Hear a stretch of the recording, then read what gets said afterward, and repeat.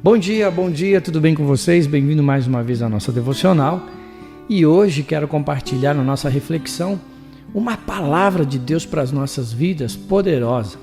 E eu estava me intrigando não, mas eu estava conversando com Deus essa semana e resolvi compartilhar com você sobre ser usado nas mãos de Deus. Posso ser usado nas mãos de Deus? Isso é uma pergunta que a maioria das pessoas se fazem a si mesmas, né? E quero começar dizendo que Deus sempre quer nos usar para fazer a sua vontade, que essa vontade é boa, perfeita e agradável. Isso já está escrito na palavra de Deus. Na verdade, tem um detalhe muito importante, como o homem entregou o governo desse mundo, né, a Satanás, né? Ele pisou na bola lá no jardim do Éden, Adão, né, juntamente com Eva. Então, através da queda do homem, Deus então também incumbiu, digamos assim, ao homem recuperá-lo. Primeiro, presta atenção, primeiro na vida pessoal e depois ajudar os outros também. É isso que todo cristão faz, né? Exerce a palavra, obedece a palavra primeiramente em sua vida, na sua casa, na sua família e para depois ramificar essas bênçãos, né? Através do Espírito Santo que está dentro dele. E essas coisas boas de Deus, né? Ser usado nas mãos de Deus, isso vai se ramificar para as pessoas ao nosso redor. Mas para isso, no início de conversa, Deus precisa de pessoas com certas características para fazer cumprir esse propósito, né? O propósito de Deus. Ou seja, Deus quer usar pessoas que se coloquem na brecha, se coloquem à disposição. Então, para que nós possamos ser usados por Deus, precisamos cumprir alguns requisitos, se liga só. E eu queria saber a sua opinião, né? Deixa aí nos comentários o que você acha sobre esse assunto. Quais seriam esses critérios? Bom, primeiramente é crer que tudo é possível, segundo está escrito em Marcos capítulo 9, versículo 23. E Jesus disse-lhe, se tu podes crer, tudo é possível ao que crer. Ter fé é um critério essencial para realizar a vontade de Deus. A realização das coisas grandes demanda pessoas que creem acima da média. Caso você não tenha fé suficiente, ou eu, enfim, nós devemos pedir a Deus, conforme está escrito no livro de Lucas, anota aí, versículo 17 e versículo 5. Ser forte e ter coragem. Ser forte não é confiar em sua capacidade, né? Na nossa capacidade, mas na força que vem de Deus. É tomar posse da força de Deus, colocá-la à nossa disposição. Coragem, se liga, coragem não é ausência de medo. Coragem é a disposição de enfrentar os seus medos. Conforme está escrito lá no livro de Josué, capítulo 1 e no versículo 9, Deus estava tratando com Josué. Josué estava com dúvidas. Imagina, substituir Moisés, Moisés, que falava cara a cara com Deus e que tirou o povo de Israel do Egito, da escravidão, guiou o povo 40 anos, mas chegou na fase que Moisés foi recolhido para o céu e Josué assumiu, e ele estava cheio de dúvidas, meu Deus, ele estava ali, o que eu vou fazer? E aí Deus estava ministrando e nesse versículo 9 Jesus fala, não te mandei eu. Digamos assim, né? Ô cabeção, Josué, fica ligado aqui porque é o seguinte, não te mandei eu, esforça-te e tem bom ânimo.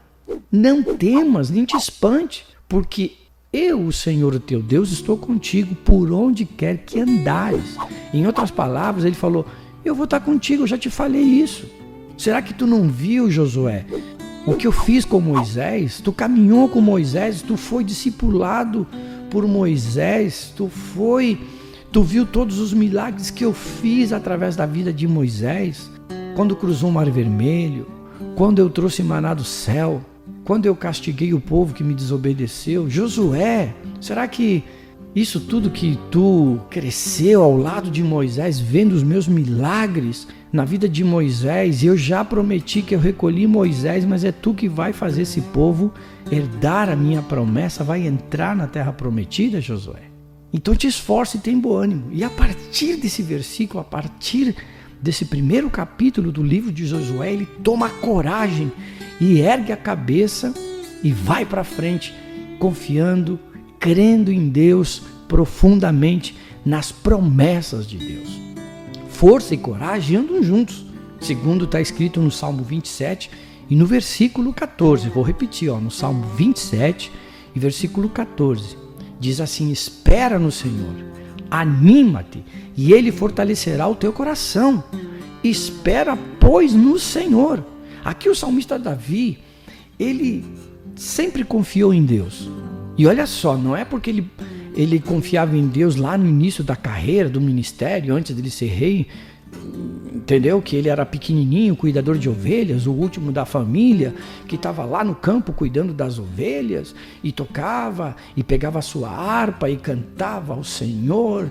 Ninguém via ele, mas ele tinha uma plateia que eram as ovelhas. Aí eu imagino assim, ele tocando aquela harpa e dizendo: o Senhor é meu pastor e nada me faltará, né? E todo mundo aplaudia. Quem aplaudia? Quem se alegrava com aquela cantoria de Davi? As ovelhas diziam bé.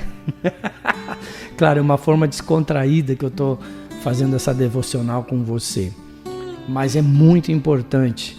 Davi confiava em Deus em todos os momentos, nos momentos bons e nos momentos ruins, e no caminhar da vida dele, Davi confiava em Deus, aprendeu a confiar em Deus, porque é um processo na vida deles, na vida dele, melhor dizendo, assim como a nossa.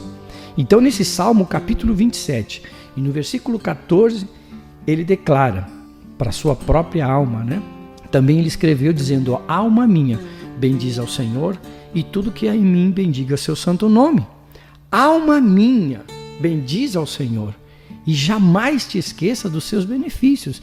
Ele falava consigo mesmo, com a alma dele. É por isso que a Bíblia registra que Davi era segundo o coração de Deus. Mas isso é um assunto para outra história, para outra devocional. Disposição é diferente da disponibilidade. Olha só, disposição é ter a vontade de fazer algo e colocar isto como propriedade. Indisponibilidade é normalmente a desculpa que damos para a nossa indisposição. Eu reservei um versículo para compartilhar com vocês, Isaías capítulo 6 e versículo 8. Eu vou repetir, porque eu sempre estou correndo aqui, mas enfim. Isaías capítulo 6 e versículo 8 diz assim: depois disto, ouvi a voz do Senhor que dizia: a quem enviarei? E quem há de ir por nós? Então disse eu: eis-me aqui, envia-me. Aqui vimos a história de Isaías, que era um homem de lábios impuros. E aí você pode conhecer essa história lendo o livro de Isaías, que é uma história maravilhosa. Ou seja, ele se dispôs. Entusiasmo é a iniciativa própria. Entusiasmo, ficou entusiasmado Isaías, por quê? Porque ele recebeu o renovo de Deus, foi purificado a sua boca, foi purificado o seu corpo, e ele disse: não, Senhor, eis-me aqui, usa-me nas tuas mãos.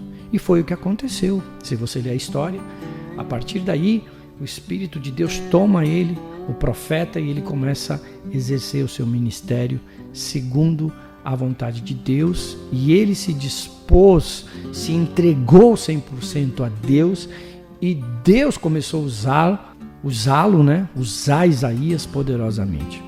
Entusiasmo, cheio de vigor, cheio de alegria.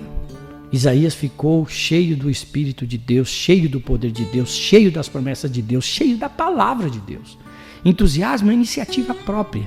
Entusiasmo é iniciativa própria, possuído por Deus. Iniciativa é a deliberação pessoal a fazer algo voluntariamente. A fidelidade, ser fiel, é ser leal a alguém, ou a um propósito, ou a princípios e convicções. Precisamos entender que Deus é, por essência, fiel. Segundo está escrito em 2 Timóteo, capítulo 2, versículo 13. Vou repetir aí para você anotar. 2 Timóteo, capítulo 2, versículo 13. Ele quer que adquiramos dele esta característica. Também você pode ter essa base em 1 Coríntios, capítulo 4, do versículo 1 e o versículo 2. Vou repetir. 1 Coríntios capítulo 4, versículo 1 e versículo 2. Então, como posso ser usado nas mãos de Deus? É essas características: crer no Senhor, ter fé, força, coragem, disposição, entusiasmo. Por estas coisas, todas estas coisas Deus nos dá através do seu Espírito. Quando nós nos aproximamos dele, quando nós desejamos estar com ele, não tem como dar errado. Ele sempre está pronto para nos abençoar, estendendo as suas mãos, olhando para nós, conhecendo o mais profundo da nossa alma, do nosso coração. E quando nós formos sinceros em nossas petições, em nossas orações, e dissermos: Senhor, eu quero ser usado nas tuas mãos, preciso ser transformado por ti, para que depois venha a ser usado para ramificar as bênçãos que estão na minha vida para outras pessoas. É isso que o Senhor Jesus, o Filho de Deus, veio fazer nesta terra, ou seja, cumprir a palavra do seu Pai, obedecer a palavra do seu Pai, ser usado por Deus poderosamente para ramificar essas bênçãos aos seus discípulos e dos seus discípulos chegar até nós nos dias de hoje. Você quer ser usado nas mãos de Deus? Então, precisamos ter essas características, precisamos cumprir esses critérios. Amém? Encerro por aqui e quero orar com você. Vamos orar? Senhor Jesus, muito obrigado por esta devocional. Obrigado, Senhor, por esta palavra simples e objetiva, mas profunda, como sempre é a tua palavra, pois a tua palavra é vida e vida em abundância. E a tua palavra são as respostas para as nossas perguntas. A tua palavra é lâmpada para os nossos pés e luz para o nosso caminho. E conhecereis a verdade vos libertará. Nós, nesta manhã, te agradecemos por esta oportunidade de compartilhar esta palavra e queremos ser usados por ti poderosamente.